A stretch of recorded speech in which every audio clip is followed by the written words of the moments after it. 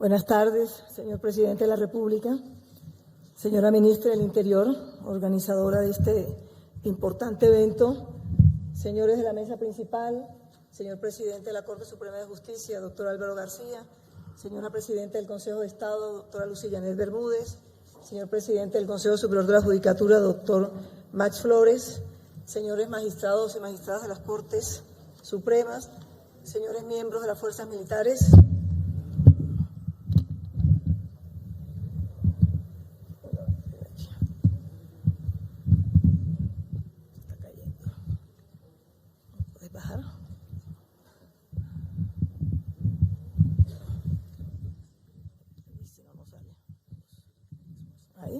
pueden empinarme.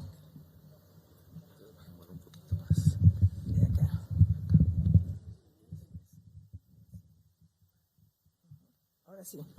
Ahora sí. Sí. Señor Contralor de la República, doctor Carlos Felipe Córdoba, señor Viceprocurador, señores miembros del Gobierno, miembros del Congreso, representantes de los partidos políticos, defensor del pueblo, todos los que están participando en este evento, señoras y señores.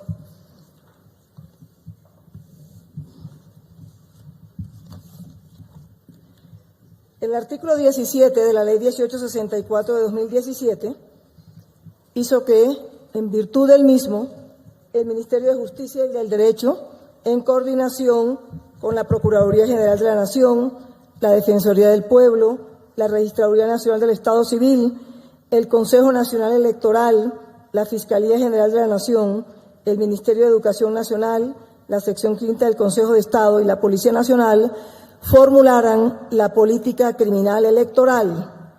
Esa política representa un sinnúmero de retos para el Gobierno Nacional, quien es el actor del sistema electoral, así como una misión y una política especial para sus demás funcionarios o formuladores. Esta política criminal electoral es la respuesta del Estado para prevenir y para confrontar el crimen contra los mecanismos de participación democrática. Su finalidad es clara: disminuir la criminalidad electoral. Esta política tiene que articularse con el plan liderado por la ministra del Interior, que no es otro que el de transparencia y seguridad para las elecciones territoriales. Tiene dos componentes básicos que no podemos olvidar. La política va orientada hacia la pedagogía y cultura y hacia lo punitivo. ¿Y por qué digo hacia la pedagogía? Porque es necesario transformar las costumbres electorales y aumentar la presión social para desarticular los carteles electorales. La pedagogía es fundamental, pero también es necesario, como componente básico, lo punitivo. Es necesario aumentar las capacidades y competencias de análisis, prevención e investigación y judicialización del crimen electoral y de la corrupción electoral. Es decir, la política se encarga de formular las orientaciones que tenemos que tener en cuenta desde esas dos visiones, desde lo cultural y desde lo punitivo, por parte de todos los implementadores y formuladores de la política, que son todos los que vemos en la anterior, por favor. Estos son todos los participantes de conformidad con ese artículo 17 de la Ley 1864 de 2017, que deben ser los formuladores de esta política electoral que ya está conformada y organizada. ¿Cuál es el propósito de esa política electoral? En primer lugar, comprender la criminalidad. Comprender la criminalidad significa comprender los fenómenos criminales relacionados con la participación democrática, entender su variación en el tiempo a la luz del marco teórico que integra los enfoques de normas sociales y legales, cultural y punitivo. En segundo lugar, tiene que incorporar esos mecanismos de prevención, investigación y juzgamiento y sanción.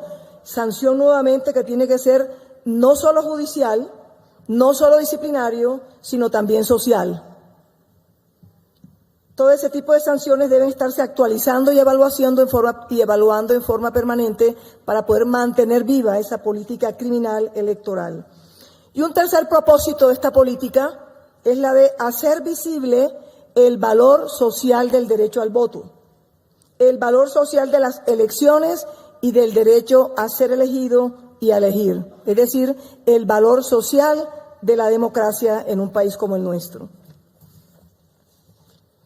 Para eso se necesita, y es otra parte de la política, la comprensión del crimen electoral. La política criminal electoral explica los móviles del crimen electoral. Hay que entrar y entender el interés que tiene la gente en manipular el resultado electoral. Y ese interés de la gente en manipular el resultado electoral lo hemos clasificado de 4 formas distintas. 1, control territorial para garantizar el ambiente político propicio, control territorial. Un segundo propósito es la incidencia en la regulación normativa. En la regulación con la investigación inciden en la manera de regular normativa y se acomodan para hacer aparentar como si todo fuera dentro del ámbito legal, no siéndolo así. Un tercer propósito es el presupuesto, control del presupuesto y manejo del presupuesto para los intereses y la comisión de los delitos de carácter electoral. Y un cuarto propósito que se ha identificado es el manejo del empleo público. Una forma de cometer delitos electorales es luego contribuir con el ofrecimiento de empleos públicos. Esos 4 propósitos explican, en realidad, por qué el delito electoral en muchas ocasiones es un delito medio. Y es un delito medio porque en realidad va encaminado a la ocurrencia de un delito posterior de alguna naturaleza. Entonces, la idea es que si se ataca la criminalidad electoral, estamos atacando también la comisión de ese delito final. Yo cometo delito electoral para luego tener un interés ilícito en la contratación o para poder adecuar a mis funcionarios en puestos públicos para poder con ellos negociar o hacer algún tipo de trabajo corrupto o de corrupción electoral. La política criminal tiene claro que existen 16 delitos electorales. Pasemos, por favor. La siguiente. Ok, no está la siguiente. 16 delitos electorales, pero esos delitos electorales no se cometen en un mismo momento. Esos delitos electorales se cometen en diferentes etapas, porque el proceso electoral tiene 3 etapas diferentes. Una etapa preelectoral, una etapa electoral y una etapa postelectoral. Y podríamos decir adicionalmente a esas 3 etapas que hay una que es muy importante y que se puede establecer como una etapa separada, pero de mucha importancia, que es la etapa de financiación indebida de campañas, ocultamiento de información y financiación indebida de campañas, que es una etapa fundamental para tener en cuenta en la comisión de este tipo de delitos electorales. Y esos delitos se pueden ver en diferentes etapas. Los comportamientos se pueden ver en esas diferentes etapas, no siempre se dan en todas.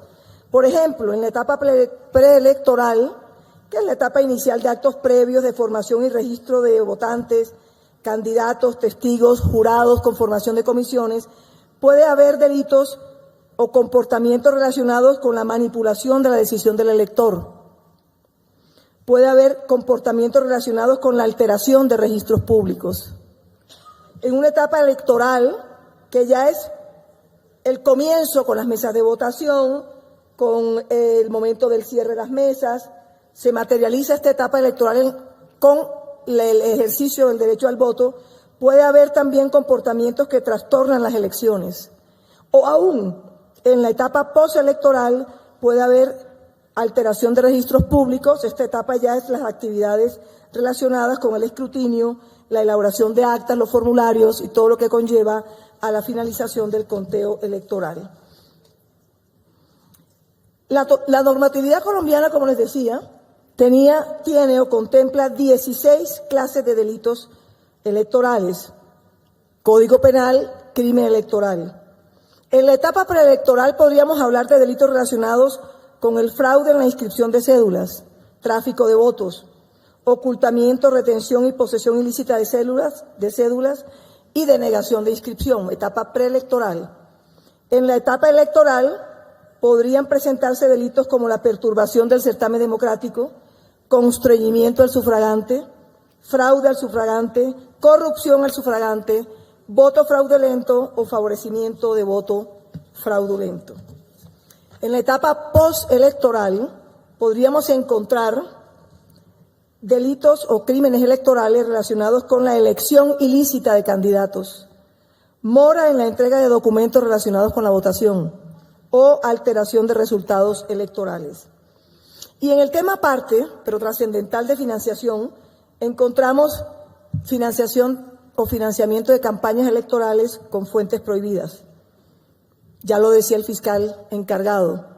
Violación de los topes o límites de gastos en las campañas electorales, que son delitos electorales, u omisión de información del aportante. 16 clases de delitos electorales que hay que tener muy en cuenta para que se conozcan, no solo por la sociedad para hacerlos efectivos, sino por los electores y al mismo tiempo por los que aspiran a ser elegidos. Y esta política de crimen electoral ha establecido también unas líneas generales de acción.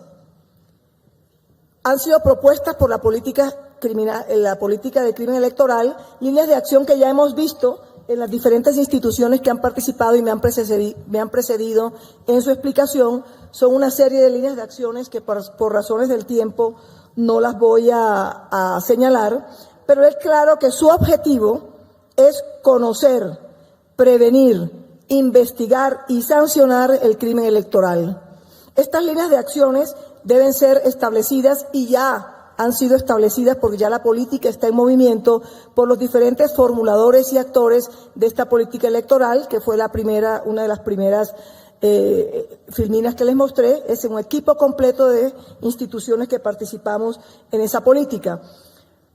Acciones que, repito, ya fueron señaladas hoy rápidamente por cada una de las instituciones, pero que no terminan allí, porque además de eso, la política criminal va a seguir funcionando porque requiere de evaluación periódica y puntual para garantizar que su contenido deba seguir funcionando o para entender que va a tener que ser implementada o mejorada a medida que vayamos transcurriendo en los tiempos. Esto nos hace ver entonces, para terminar, que la política criminal electoral no solo es una política de Estado dirigida por el gobierno y manejada por todas las instituciones que tienen de una manera u otra relación directa con el proceso electoral inmediato o post y por los delitos relacionados con el financiamiento, sino que es una política de Estado que debe mantenerse y continuar para garantizar una democracia participativa adecuada, transparencia, justicia, por lo tanto, equidad y paz social en nuestro país. De esta manera, señor presidente y señora ministra, dejo planteada lo que es la política del crimen electoral, la política criminal electoral, articulada directamente con el Plan de Transparencia y Seguridad para las elecciones territoriales del año 2019. Muchas gracias.